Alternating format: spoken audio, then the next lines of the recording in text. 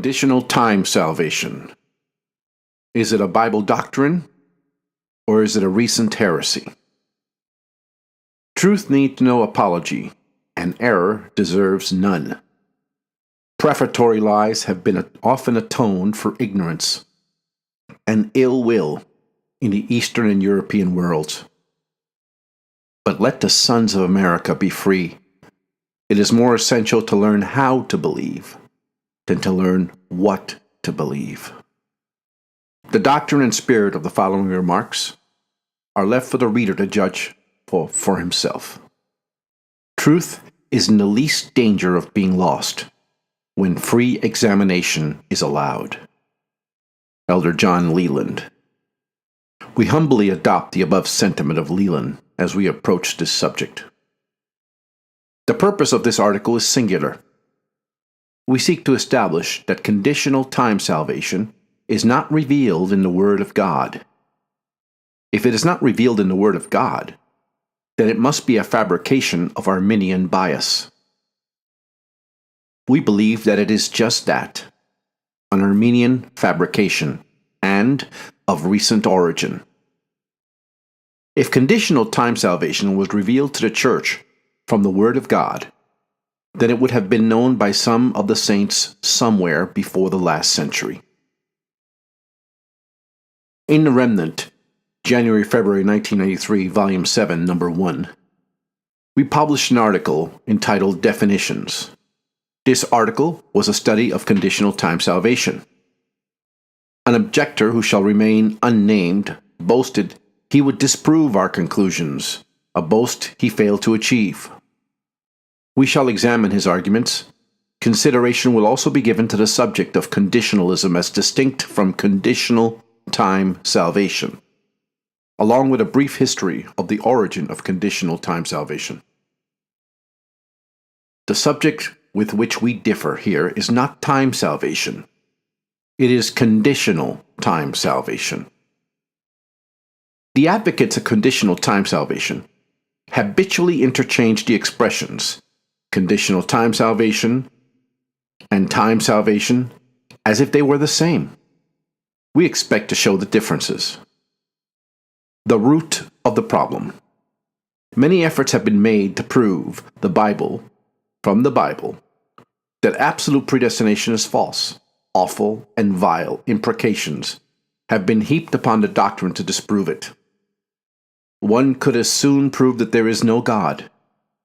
The enemies of truth constantly hurl their favorite weapons at absolute predestination, including a new shaft called conditional time salvation. Yet for all this effort, the weapon always falls short of the mark. It was a hatred of absolute predestination that gave us rise to the putrid system of conditional time salvation. What is conditionalism? Conditionalism, by its simplest definition, is works. By works we mean the attempt to add creature works to what God has told us of salvation. Conditionalism is not to be confused with conditional time salvation. Both grow from the same rotten root. Both conditional time salvation produces a fruit far more poisonous and destructive than common conditionalism. For it is retailed as the duty of God's children, not the duty of the lost. Conditionalism has lurked about since the first sinner attempted to assist God in saving sinners. Conditionalism reared its head when legalists harangued the Galatians to be circumcised. Circumcision was touted as a necessary addition to faith in Christ. Conditionalism gained considerable ascendancy for several centuries after the apostles. Those teaching conditionalism urged the necessity of baptism, good works, oblations, mental assents, and untold other appendages to the grace of God. Chief among the early exponents of conditionalism were apostate Jews, Catholics, Reformers, and assorted other religionists hungry to satisfy their free will cravings and greedy to nourish their hypothesis of things requisite for salvation. Conditionalists of every stripe aspire to fulfill their perceived capabilities. Conditionalism appears among all creeds, confessions, publications, and utterances of every offspring of Mother Babylon. Tracts to furnish depraved readers with what you must do to be saved abound. The paramount feature is you must do. We have heard, more times than we care to, simple-minded so-called ministers yelp, quote, God will save you if you will take the first step, unquote.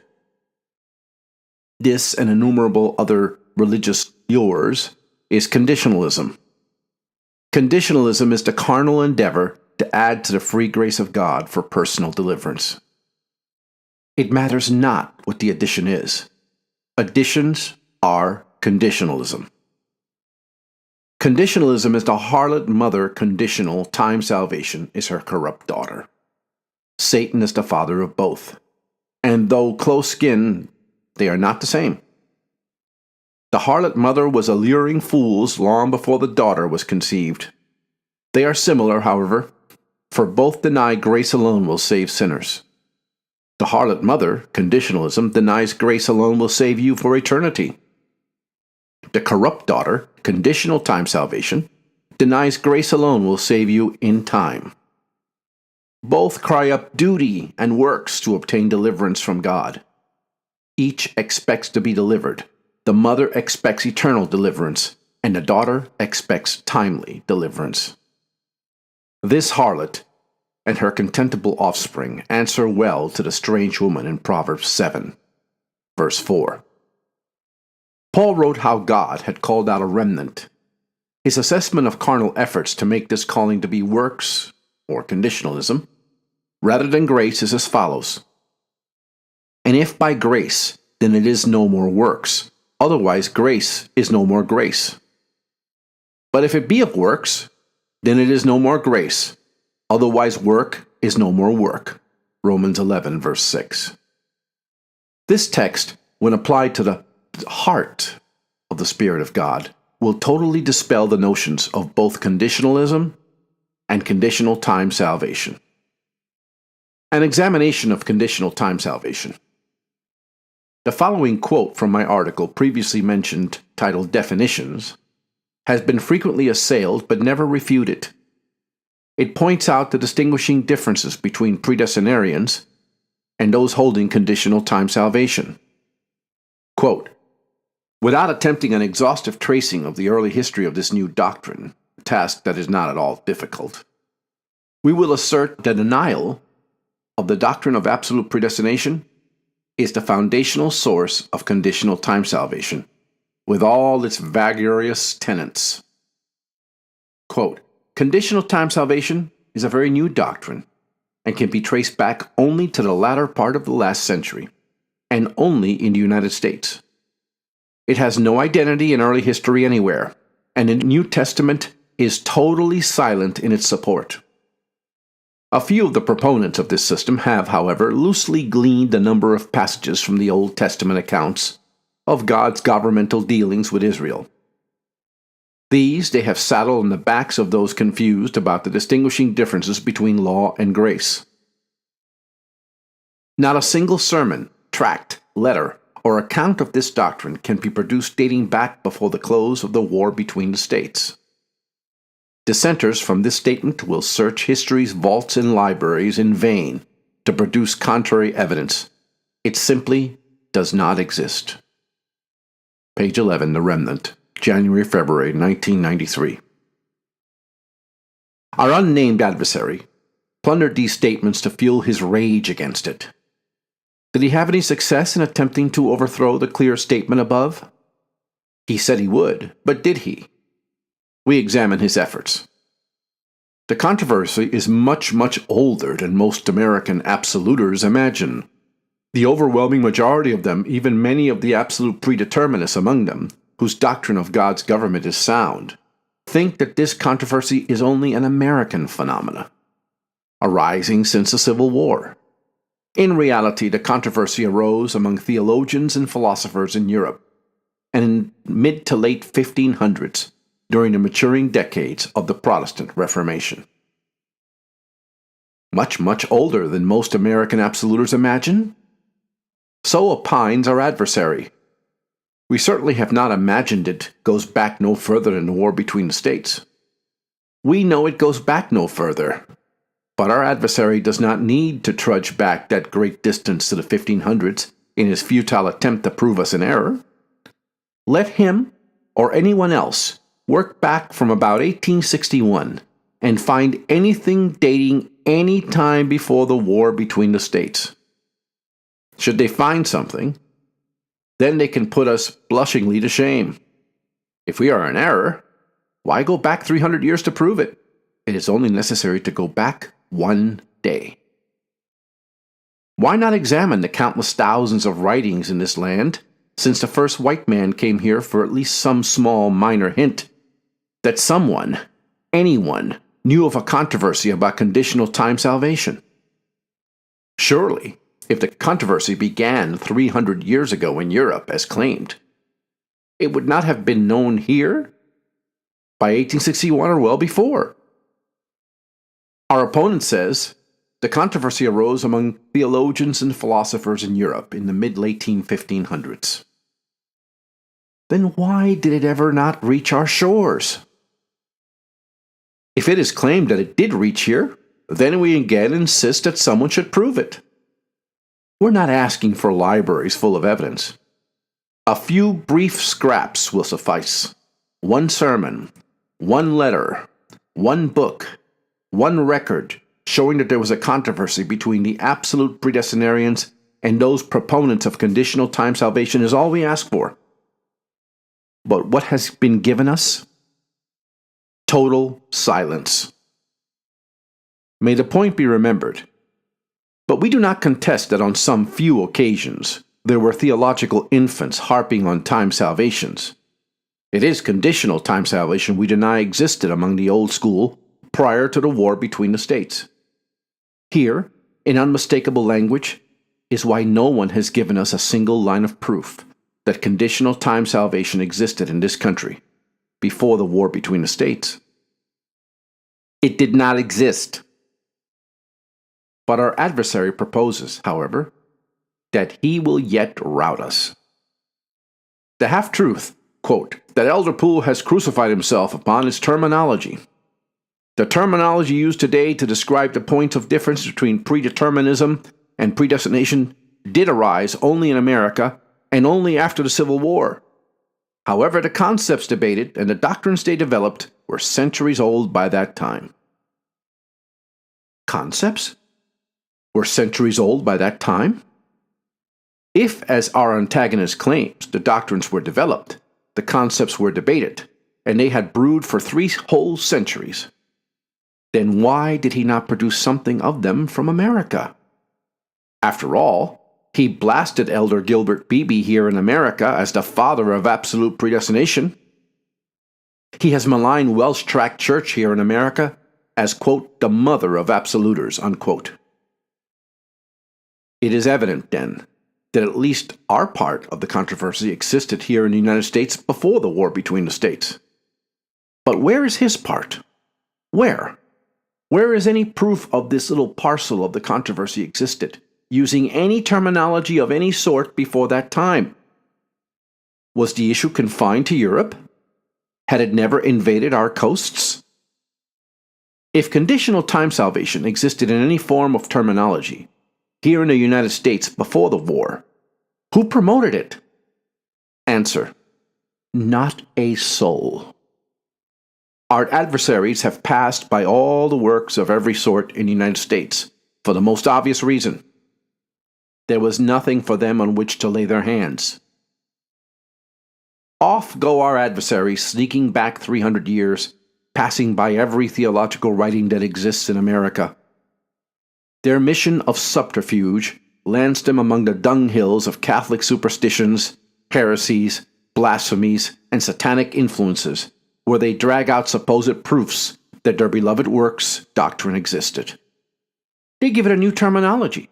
They call it conditional time salvation, and behold, they exclaim, quote, "These be your gods, which will deliver you from the absolute predestinarians," unquote.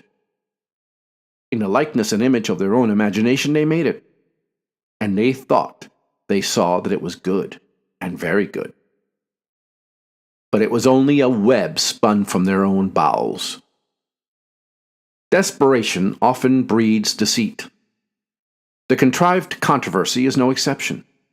It has already been observed. We predestinarians are not opposed to salvation in time. We believe in salvation in time. It is conditional time salvation we oppose.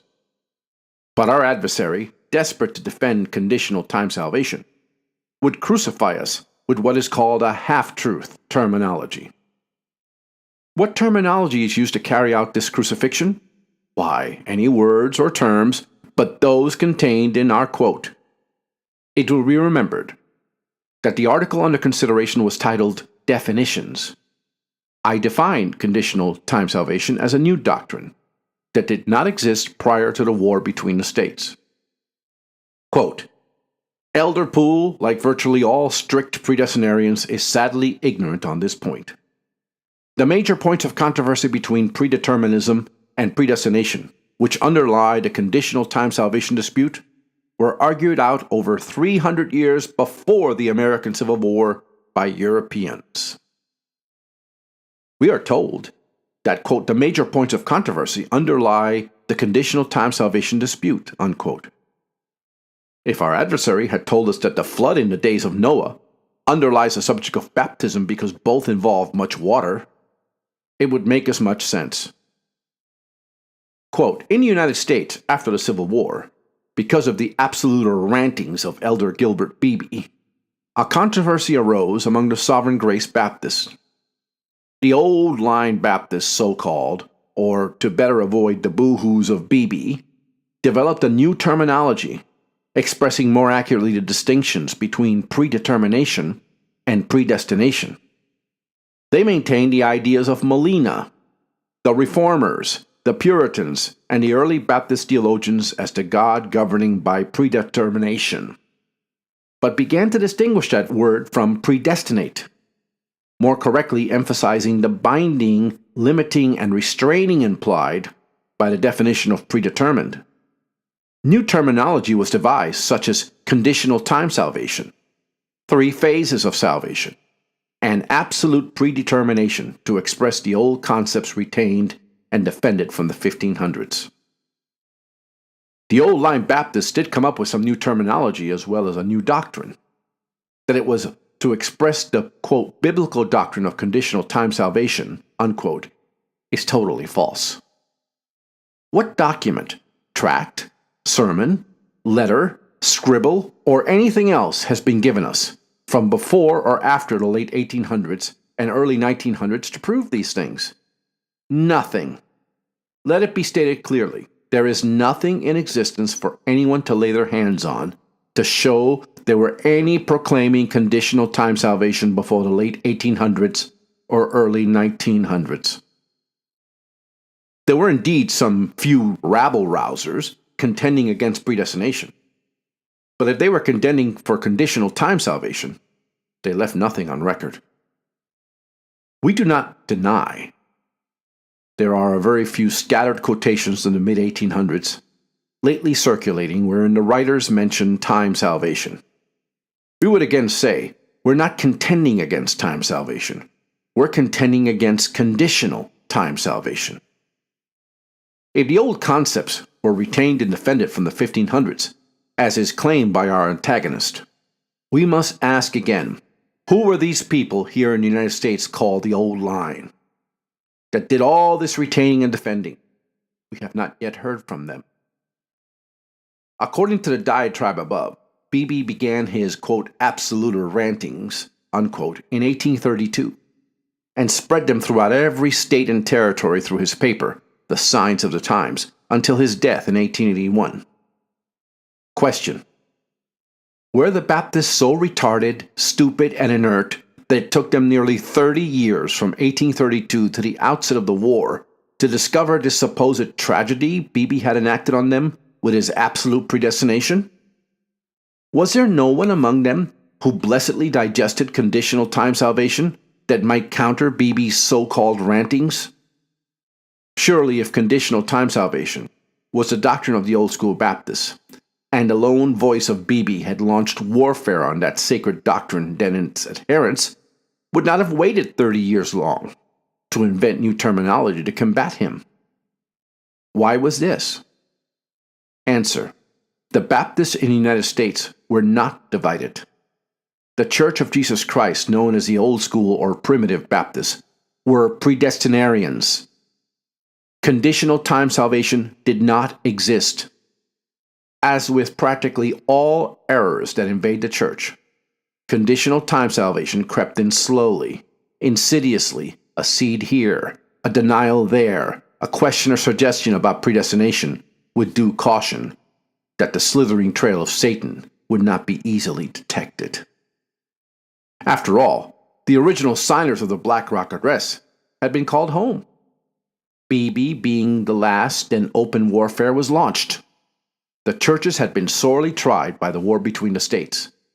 Many able and sound defenders of the faith had been slaughtered in the field of battle. The time was right for the lovers of conditions to strike. And strike they did. Conditional time salvation is a modern heresy. It is not the same as salvation in time. It developed after the war between the states as an instrument of opposition against the absolute predestination of all things, but, quote, no weapon that is formed against thee shall prosper. Isaiah 54:17. We have frequently expressed our belief in time salvation, or salvation which takes place in time, so long as it is not conditional time salvation. The predestinarian doctrine of all or any salvation is one of free grace, first, last, and always. No conditions for eternal salvation and no conditions for time salvation.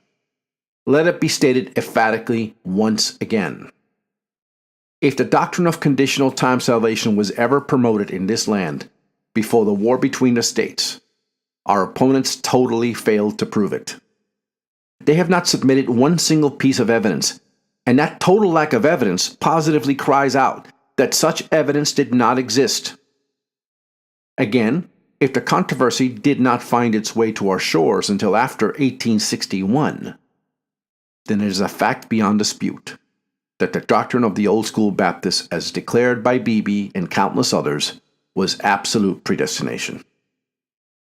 A brief history of conditional time salvation. The old order of Baptists rallied together in the early 1800s to enact the Black Rock Address and other declarations, due to the spread of new doctrines and practices ravaging the assemblies of the saints. Among the more alarming new doctrines facing the Baptists was missionism, frequently referred to then as Fullerism.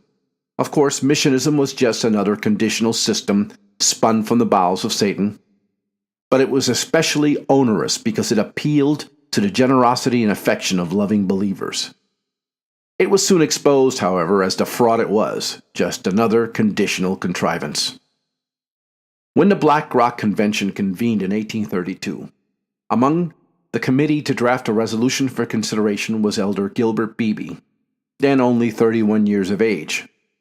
During the proceedings, his prospectus for a paper to be devoted to the Old School Baptists was introduced and accepted by the entire assembly. Item 2 of his prospectus read as follows: the absolute predestination of all things. Remember, this was 1832. The paper, to be so-called the Signs of the Times, was launched shortly thereafter, and for a number of years was the only paper circulating among Old School Baptists. For 49 years after, until his death in 1881, Beebe annually incorporated the original prospectus in the pages of the Signs, as it had become known. Make no mistake, the Baptists knew what Beebe was publishing, and moreover, it was generously and enthusiastically received and supported. Beebe was no small-time trumpeter in the backsides of a wilderness. No. Beebe boldly sounded the gospel trumpet to the farthest reaches of our nation. The record speaks, quote, no one who justly appreciates the intelligence of the Old School Baptists can believe that they could read our paper for 26 years and do not know what are religious sentiments. It is presumed there is not a person in the ranks of the Old School or Primitive Baptist Communion whose doctrinal views are better understood by the Old School Baptists generally throughout the United States than are those of the editor and publisher of this paper. And it is arrogant and presuming in persons of but ordinary intelligence to assume that they knew more than all the Church of God, are better able to judge and detect heresy, and that they are competent to search the hearts and try the reins of men, and to affirm that men do hold doctrines which they consistently disavow. Quote, "But we leave all this to be considered by our brethren, and disposed of as God sees fit, and our assailants to enjoy all that distinction and notoriety which their efforts to injure us may entitle them to, or earn for them. Our circulation is now between 6,000 and 7,000, and constantly increasing, and we have the assurance of many thousands of the scattered flock that they are edified and comforted by the perusal of the communications which have appeared in the signs." Unquote. Elder Gilbert Beebe, Signs of the Times, December 15, 1858. A circulation of between 6,000 and 7,000 in 1858. And be it remembered, this was a paper that began with absolute predestination and continued to maintain the same uncompromisingly. The amount of circulation is staggering, considering the difficulty in sending out the mail to the distant states and territories. At that time, many copies of the signs were purchased by one individual, then spread among their church assembly and family, making the number that read the 6,000 or 7,000 copies much more. Although the circulation was reduced during the war years, it was estimated at one time the actual circulation reached nearly 14,000 an issue. All this makes it very plain. Conditional time salvation was not the doctrine of the old order of Baptists, and absolute predestination of all things was the doctrine of the old order of Baptists. A final quote from Beebe relative to the widespread knowledge and appreciation of the signs, and all it stood for, including absolute predestination. Quote, "In regard to the prospective character of our journal, little more need be said by us than that to the best ability our gracious God may bestow on us, we shall exert to make it profitable and edifying to our readers. 34 years of constant labor on our part, in which we have published about 1,000 issues, averaging about 5,000 copies to each issue, and making an aggregate of nearly 5 millions of copies, which have been sent out into every state and territory of our widespread country, cannot have failed to give our readers a sufficient opportunity to judge of our sentiments and of the character and usefulness of our publication. Our record is before the brethren. We cannot recall it. The sentiments and design to which this periodical was pledged in our prospectus of September 1831 have ever since been strictly adhered to by us, and to this hour we see no cause to change, modify, or recede from anything therein enunciated." Elder Gilbert Beebe, January 1st, 1867. There are several things of great interest here. By Beebe's conservative estimate, 5 million copies of the paper had circulated across the country to untold thousands of hungry and eager readers. During all that time, the paper maintained the doctrine of absolute predestination, as opposed to and all forms of conditionalism. Conditional time salvation was not opposed, for it did not yet exist, and the pages of the old signs reveal no hint of any conflict regarding it. It is certain that had such a doctrine existed, Beebe would have spoken out firmly and swiftly. It would thus take the combined audacity of 1,000,000 imps to fly in the face of this historical record and claim conditional time salvation was the doctrine of the old school Baptists at that time. Finally, notice that Beebe said that he had strictly adhered to the original prospectus, including item 2, affirming the absolute predestination of all things. We here examine several absurd remarks made by our antagonist relative to Beebe and his influence. Quote, "But alas, like many old men whose star is fading, he sought to champion a cause in his senility in order to save a reputation earned in his virility. In so doing, he became the self-appointed apostle of absolute predestination." Quote, "Elder Gilbert Beebe, 1800 to 1881, was the most responsible American Baptist in promulgating the terminological confusion among the American Sovereign Grace Baptists, Briefly, he followed the muddled terminology of Zanchius, as did the Puritans and the Baptists of England, unquote. Notice the slanders. Beebe is ridiculed as, quote, an old man whose star is fading, unquote, who, quote, sought to champion a cause in his senility, unquote, who was the, quote, self-appointed apostle of absolute predestination, unquote. Quote, he promulgated terminological confusion amongst American Sovereign Grace Baptists and followed the muddled terminology of Zanchius, unquote. This is what has been tossed to us as a learned assessment of what took place, despite the overwhelming evidence of recorded history to the contrary. Quote, absolute rantings of Elder Gilbert Beebe, unquote. The boo-hoos of Beebe. Does this sound like a humble student of our history, or does it sound more like the very rantings of boo-hoos of which Beebe is accused? Does anyone believe that for 30 years, from 1831, and when Beebe published his prospectus containing the absolute predestination of all things until 1861, when the war broke out, that the Church of Jesus Christ was so ignorant, so lacking in wisdom, or so beguiled, that a young preacher, only 31 years old, and already a senile madman ranting unchecked about a heresy called absolute predestination, could not be challenged? Was there not a single soul endowed with sufficient wisdom to stand up and say that absolute predestination was heresy and conditional time salvation was the truth? Was the church so void of men with understanding in the scriptures and the history of the Baptists in 1831 that the boo-boos of Beebe could terrorize the assembly of the saints for the next 30 years? If so, the low opinion our opponent has of the church that Jesus built upon a rock is warranted. Imagine. Beebe had sent out over 5 million copies of the science throughout our nation.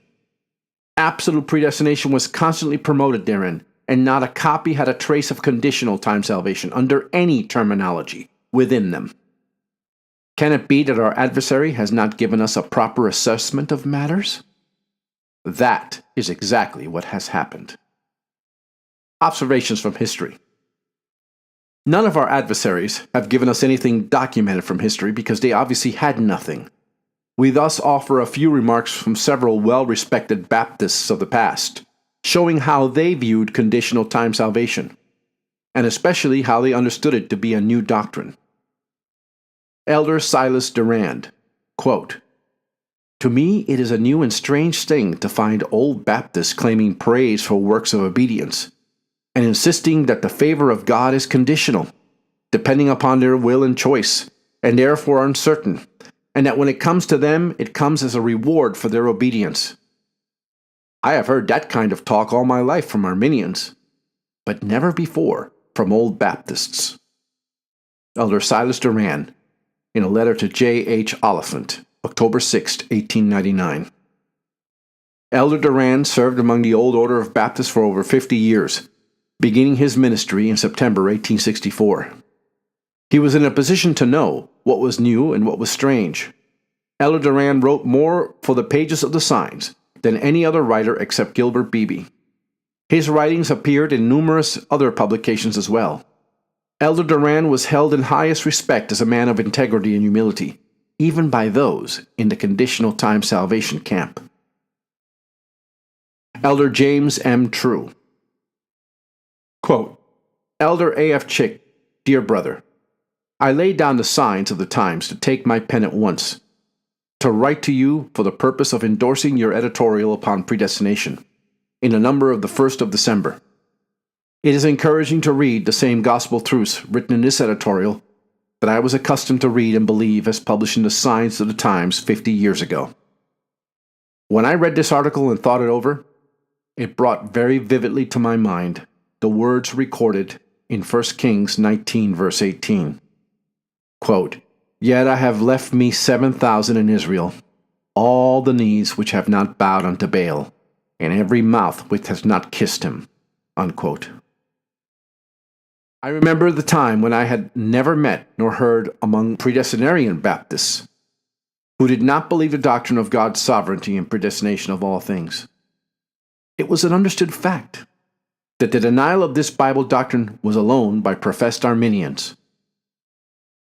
Elder James M. True, Letter to the Signs of the Times, December 4th, 1897. If we accept Elder True's observations, then no one around him for 50 years hawked conditional time salvation, and he never saw it in the signs, not even after 5 million copies. Moreover, limited predestinarians were considered professed Arminians. Elder David Bartley, quote, "Beloved, the old Baptist people have long been troubled with the confusing doctrines of, quote, means of salvation, means of grace, and such like. But not until the present young generation rose up, who assumed to be wise above all the fathers, has the confusing and uncertain sound of conditional time salvation been trumpeted forth in almost all the camps of Israel.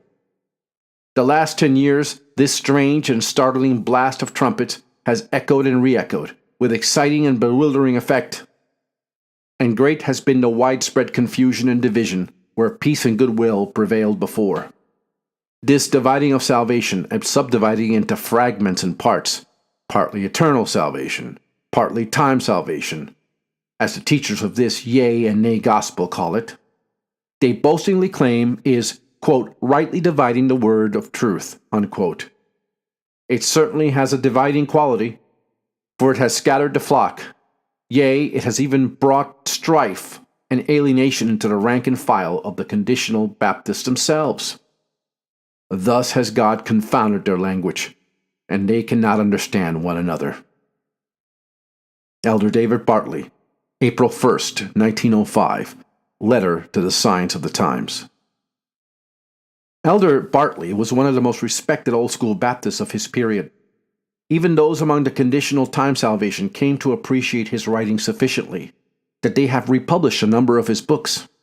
Several thousands of his Priesthood of the Son of God have been sold in the last 15 years alone, and his Christ Man in Type is still being distributed by us. Bartley was not just a backwoods preacher grumbling over incidental errors. He was without question a well-qualified leader. He swiftly detected the insidious influx of leaven among the churches and saw that conditional time salvation was indeed not only a new but bewildering doctrine pestering the saints. It will be seen that the few quotes given here are from the turn of the century, not immediately after the war. The reason for this is simple. While the division was beginning to take place after the war in some few areas, most notably in the Midwest, the division between conditional time salvation and absolute predestination was years in the making.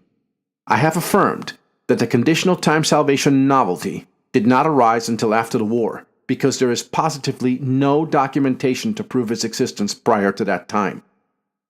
It was really many years after the war, before the division came widespread. It is worth to mention that there was never a major division in the northeast part of the country. The churches remained solid defenders of absolute predestination, except for some associations in Virginia, which had previously divided from the Signs Baptists in the 1850s over the issue of eternal vital union. The last major division resulting from the introduction of conditional time salvation took place in the Georgia-North Carolina area in the mid-1920s, over 50 years after the war between the states. I give here some very brief personal knowledge of what took place in Georgia.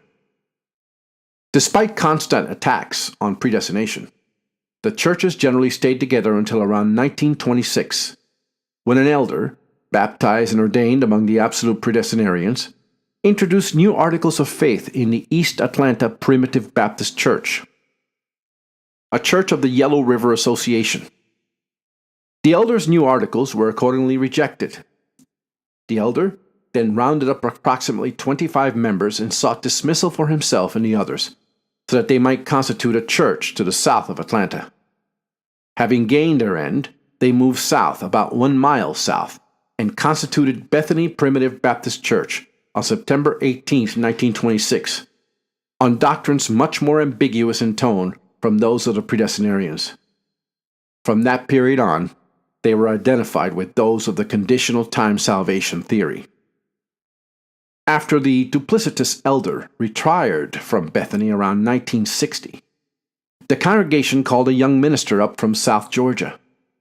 He had little knowledge of the history of the division, having never heard of primitive Baptists until just a few years earlier. However, the young minister was preaching the very same doctrine Bethany Church left behind when they and their conditional elder withdrew from the Yellow River Association. The young minister was advocating the predestination of all things, although not using that particular expression at the time. In 1962, there were yet 6 charter members that had come out of the Predestinarians. There were also many others in the area with a first-hand knowledge of what had taken place. He learned in no uncertain terms that the Baptists were not yet one body in that area until around 1926, when conditional time salvation struck its telling blow. He could testify from eyewitness accounts of that period, from both sides of the fence, that old-school Baptists of that area were identified as Predestinarian Baptists until the 1926 division. What took place in Georgia in the 1920s is essentially what took place all around this nation beginning sometime after the war between the states. There are left today that were there when the divisions occurred, but it can be said with certainty that the many records of history bear out what is here recounted. The young elder was excluded from Bethany Church several years later for confessing he believed in unlimited predestination. It remains a great irony that Bethany Church was constituted out of an absolute predestinarian church so they could worship the God of conditional time salvation, and then called as its pastor only 36 years later, an elder they would exclude for professing exactly what they professed to believe when they were originally baptized years before. Such has been the disposition of the adherents of conditional time salvation since the new doctrine was first hatched and then openly promoted after the war between the states. Conditional time salvation is found nowhere in the records of history previous to the war between the states. Either those that labor to verify its antiquity have received a new revelation of truth from God unknown to the church until recently, or they are in serious error. We again challenge those that dispute the absolute predestination of all things to submit their proof that it was not the doctrine of the church prior to their introduction of conditional time salvation. Conditional time salvation is the interloper. Absolute predestination is the legitimate doctrine of the church Jesus built. Elder James F. Poole.